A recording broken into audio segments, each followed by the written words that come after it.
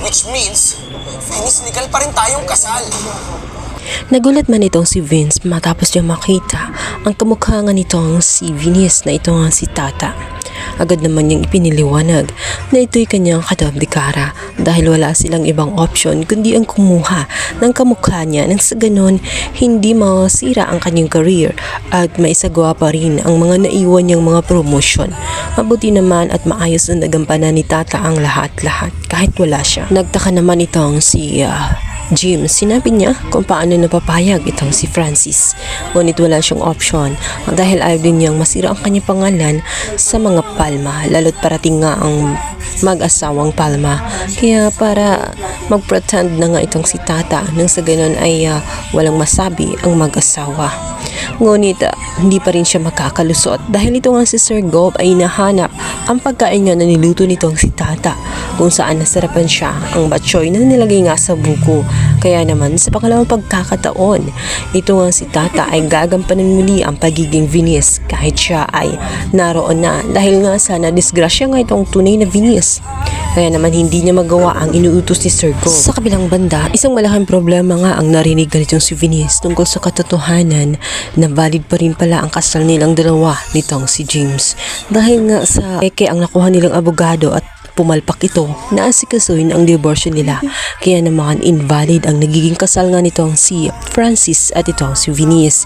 Kaya naman itong si James ay gagawin ang lahat-lahat mabawin muli ang kanyang Laking asawa. Problema nga ang pinasok nga nito si Venus. Ngayon ang kanyang kapatid na si Sugar ay sinabihan siya na talagang nahihibang siya dahil sa pag-aakala nilang lahat na kabit lamang itong si James, ngunit may karapatan pala ito dahil napakatanga niya at pinakasalan pa niya ang ganung uring klaseng lalaki.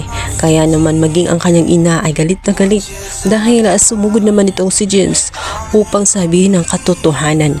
Ngunit sa galit nga ng ina nga nitong si Venus, pinunit lamang niya ang marriage contract na nanggaling pa sa US.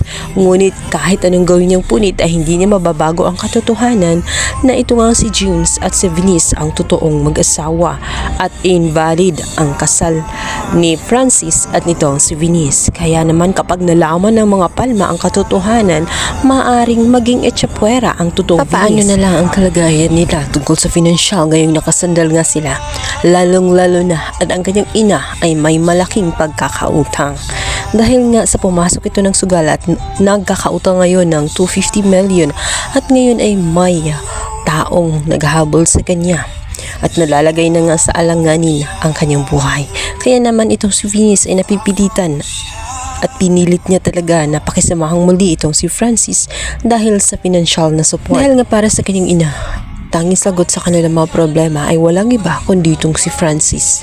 Kaya naman si Venus kahit labag sa kanyang kalooban ay pipilitin niya ang kanyang sarili. Ngunit nanganganib din maging ang buhay ng itong si Tata. Matapos ngayon niyang gagawin sana ang una niyang pagpapretend. Pupunta sana sila ng event, ngunit sa daan pa lang ay hinarang na sila ng mga taong pinagkakatangan ng inangan nitong si Venus. Napahamak nga ang dalawa. Napadpad sila sa lugar na napakadilim at walang masyadong bahay. Dito nga ay isang lumang bahay ang kanilang mapapasukan. Ang malalapan nito ay nasugatan nga itong si Francis kung kaya't kailangan pa itong tumigil sa isang lugar na iyon nang sa ganun magamot at mabigyan ng first aid. Dito nga ay nagkaroon ng moment ang dalawa at maiisip na nga ni Francis na napakabuti pala na nagpa-pretend na Venus at naiisip niya na sana nga siya na lang ang totoong Venus.